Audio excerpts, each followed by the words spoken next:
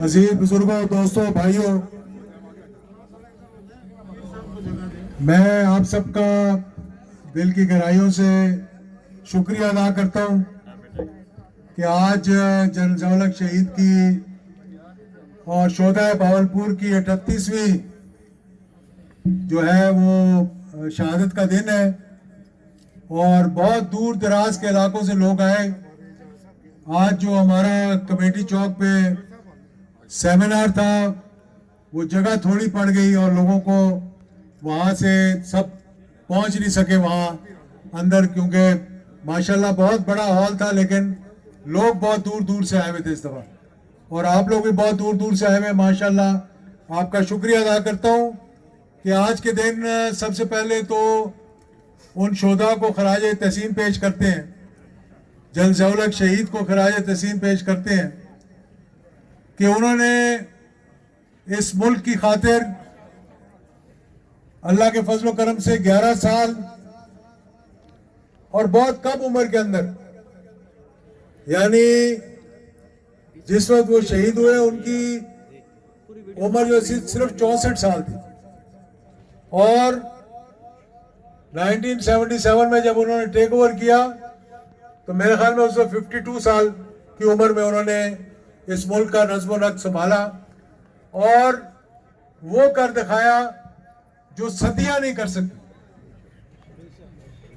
यानी कि सबसे पहले तो जो आज भी मैं कहता हूं कि ये मुल्क में जो आज परेशानी है, बदहाली है, महंगाई है, बेरोजगारी है, दहशतगर्दी है और अफरा तफरी है, सबसे बढ़कर उसकी सिर्फ एक ही वजह है कि हमने इस मुल्क को उस नजरिए पे नहीं चलाया जिस नजरिए के लिए ये मुल्क बना। जनरल ज़िया-उल-हक शहीद ने कोशिश की, अल्हम्दुलिल्लाह वो चीजें छोड़कर चले गए कि कोई इधर से उधर नहीं कर सकता, कि इस मुल्क के आइन के अंदर करारदाद मकासद को आइन का हिस्सा बनाया और आर्टिकल 2A जो आज भी बहुत से लोगों को चुभता है कि उसके अंदर क्या कहा गया कि हाकमियत सिर्फ अल्लाह ताला की है। ये आर्टिकल 2A हमारी आइन का, जो पहले दबाचे में था, प्रीएम्बल में था, और इस मुल्क के अंदर कहा गया कि कोई कानून इस्लाम और सुन्नत से मुनाफी नहीं बन सकता। उसके बाद जो नजरियात को, यही वजह थी कि मुल्क को उन नजरियात पे कि पाकिस्तान का मतलब क्या, ला इलाहा इल्लल्लाह मोहम्मद रसूलुल्लाह की, उस पे चलाने के लिए उन्होंने यहाँ पे चाहे वो ज़कात का निज़ाम था, चाहे वो सलात का निज़ाम था, चाहे वो जो लोग आज मजाक करते हैं जी के जो टीवी पे खबरें पढ़ते थे उनके सरों पे दुपट्टे दे दिए, इसका भी लोग मजाक उड़ाते हैं आज के इतना लोगों के दिलों के अंदर ये डाल दिया नमाज का कि कोई जगह नहीं है जहां पर कि नमाज की जगह ना हो। पेट्रोल डलवाने जाएंगे तो पंप पे आप मस्जिद देखेंगे, ट्रेन पे चढ़ने लगेंगे, टिकट लेंगे तो पहले आपको मस्जिद नजर आएगी, एयरपोर्ट पे जाएंगे, जहाज पे चढ़ने लगेंगे, पहले मस्जिद नजर आएगी। बल्कि ये कानून बना दिया कि कोई पेट्रोल पंप नहीं बनेगा बगैर जिसके अंदर मस्जिद नहीं हो। आज अल्हम्दुलिल्लाह सेक्रेटेरिएट में चले जाएं, पीएम हाउस में चले जाएं, ऐवान सदर में चले जाएं, जब अजान होगी साथ ही नमाज शुरू हो जाएगी। ये बरकत थी 11 साल तक। जो बुजुर्ग यहाँ पे उनको मालूम है, जो नौजवान है उनको शायद इतना नहीं मालूम होगा कि किसी चीज की कीमत जो है वो 1 रुपया नहीं बढ़ी। 11 साल तक रिकॉर्ड देखें आप। 1976 में मुझे याद है, 1976 में एक बहुत बड़ा सैलाब आया, मुल्तान, मुजफ्फरगढ़, कोटद्दू, इस सारा इलाका डूब गया था। यानी जो उस इलाके का था, लाहौर, रावी। फिर 1977 में मार्शल लॉ लगा, जनरल साहब की हुकूमत आई, 11 سال تک اس ملک میں کوئی سیلاب نہیں آیا, کوئی زلزلہ نہیں آیا, ماشاءاللہ, کوئی آفت نہیں آئی. اور اس کے بعد جیسے ان کی شہادت ہوئی تو 1990 میں اتنا بڑا سیلاب آیا کہ جہلم ڈوب گیا, منگلہ ڈوب گیا, اور 88 میں اور اس کے بعد 90 میں. یعنی کہ وہ یاد ہے مجھے جب ہمارے چیف وزیر جنرل آصف نواز اس علاقے کے تھے تو وہ اور نواز شریف صاحب دونوں جیپ میں چڑھ کر دیکھنے کے لیے گئے تھے کہ جہاں جہاں سیلاب آیا تھا کہ منگلہ ڈیم کے دروازے کھولنے پڑ گئے تھے, اتنا پانی آ گیا تھا وہاں پہ. اور پھر سب سے بڑی بات جو ہے الحمدللہ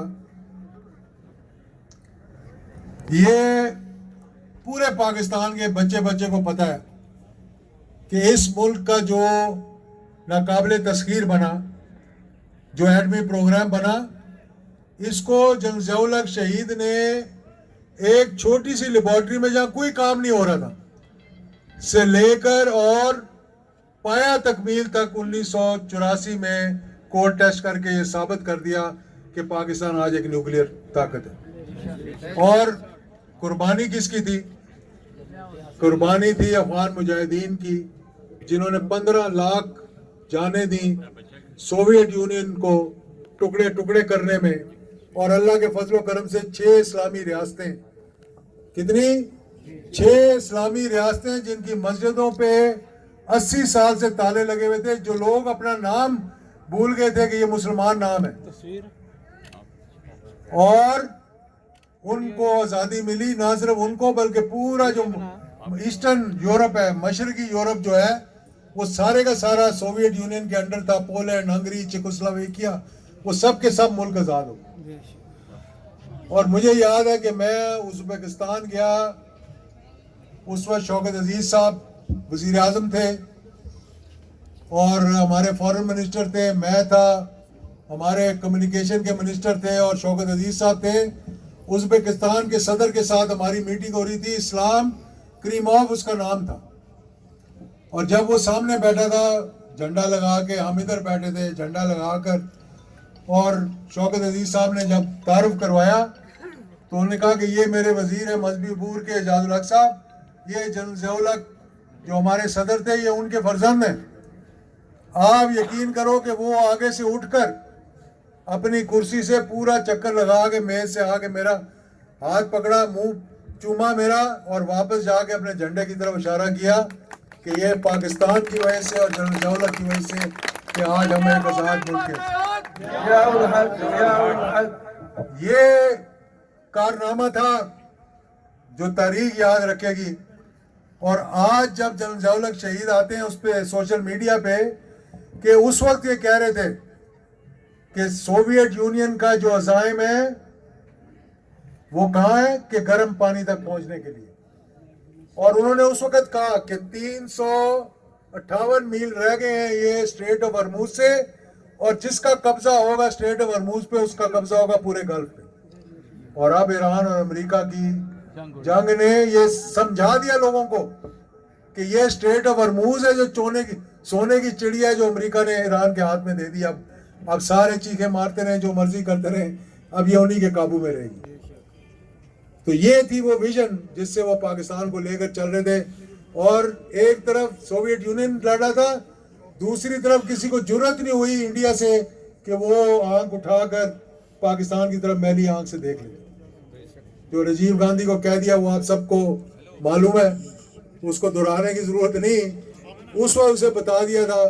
وہ یہ بات نہیں تھی کہ وہ چیز تھی کہ نہیں تھی, وہ جرت تھی. جس جرت کے ساتھ اسے بتایا کہ بچو میرے لینڈ کرنے سے پہلے اگر تم نے اپنی فوجیں وہاں پر نہ بلائی تو میں پہلا حکم جا کے دوں گا فائر, اور پھر لوگ مجھے اور تمہیں, راجیو گاندھی کو, جنرل ضیاء الحق کو بھول جائیں گے, وہ ہلاکو خان کو, چنگیز خان کو یاد رکھیں. مرتے مومن مرتے حق.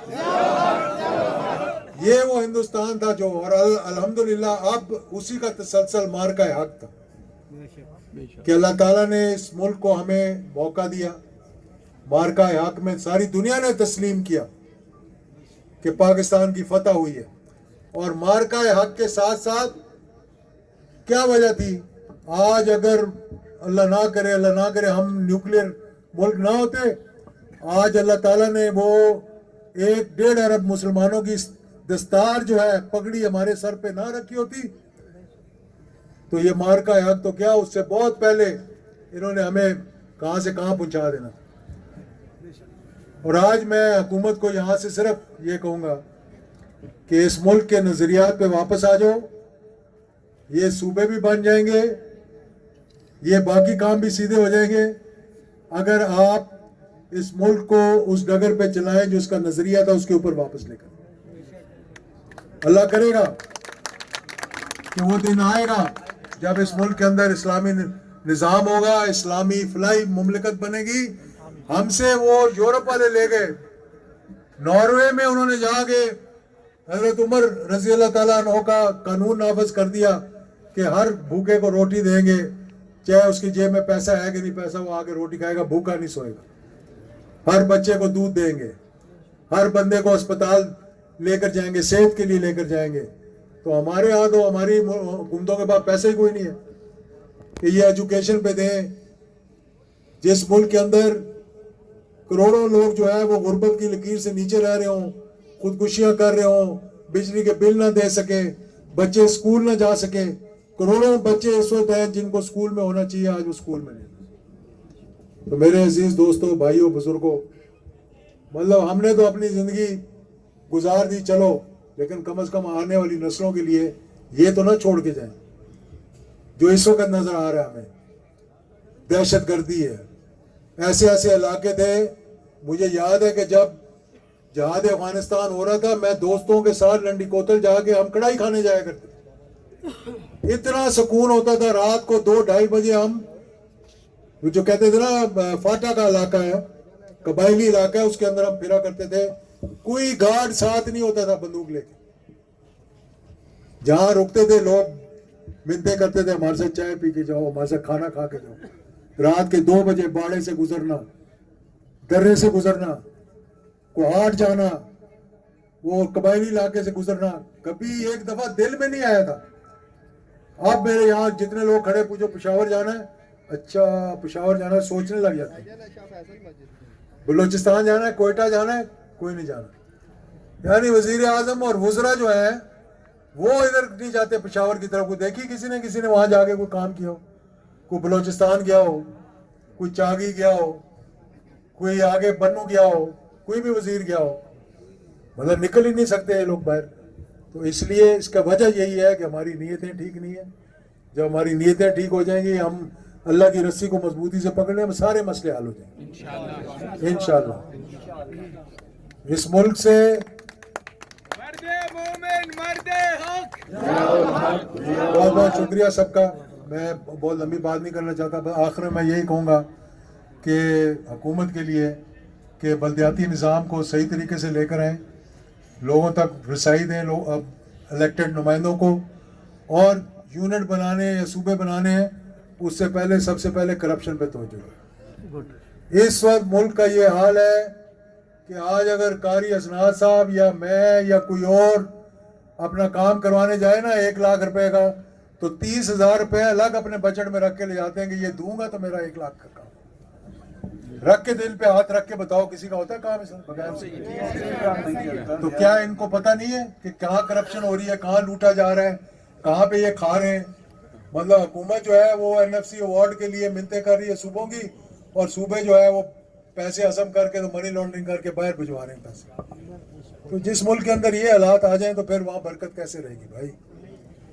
तो इसलिए दुआ करें कि अल्लाह ताला इस मुल्क के हुक्मरानों की नीयतों को साफ करे और वो बेलौस कहें कि हमने जितना खाना था पीना था खा लिया, अब हम इस मुल्क की खिदमत करें, और इंशाल्लाह फिर ये मुल्क जो है वो सही रास्ते पे लग जाएगा।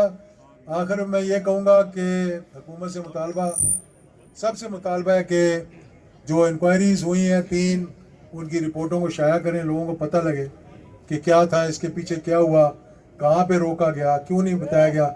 मैं तो ये कह रहा था कि अल्लाह ताला लोगों ने इतनी मोहब्बत दी है, उस दिन 17 अगस्त 1988 से लेकर कि हमारा गम ही उन्होंने बांट लिया। सही बात बताऊँ, लेकिन बात यह है कि उस वक्त मैं ये कहता था कि आने वाले वक्तों में लोगों पे हमले होंगे, लोगों को दहशतगर्दी से मारा जाएगा, उनके खिलाफ साजिशें होंगी, तो उसका फिर नतीजा नहीं निकलेगा। और वही हुआ بعد میں محترمہ بینظیر بھٹو, ہمارے بعد تو ان کی حکومت آ گئی تھی جو ہماری مخالف تھی, وہ تو اسی حکومت کے اندر کہ صدر بھی ان کا تھا, حکومت بھی ان کی تھی, اور پھر بھی وہ نہیں پتہ کرا سکے. کیوں کہ ایک روایت بن گئی تھی کہ کور اپ کرو. اور پھر باقی جتنے ہوئے, میں نے کہا شوکت عزیز پر پرویز مشرف پہ حملہ ہوا, وہ پکڑے گئے لوگ, ان کو پھانسی بھی لگ گئی. اگر اس وقت پکڑ کے پھانسی لگائے تھے تو معاملہ ٹھیک چلنا تھا.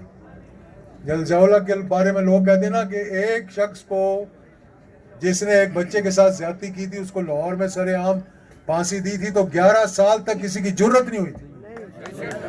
11 سال تک کسی کی جرت نہیں ہوئی تھی کہ وہ کسی کے ساتھ زیادتی کرتا. اور آج خبریں لگا کے سنو تو روزانہ ایک آپ کو نئی خبر ملے گی اس کے ساتھ, کیونکہ لوگوں کے دلوں سے خوف نکل گیا, ڈر نکل گیا. تو اس لیے آپ کا شکریہ. اگلے سال انشاءاللہ جو آج ہم نے پروگرام کیا ادھر مارکی میں بہت لوگ آ گئے تھے جو سارے اندر نہیں آ سکے, حالانکہ ہم نے بہت سی وہاں بندوبست کیا تھا جگہ کا.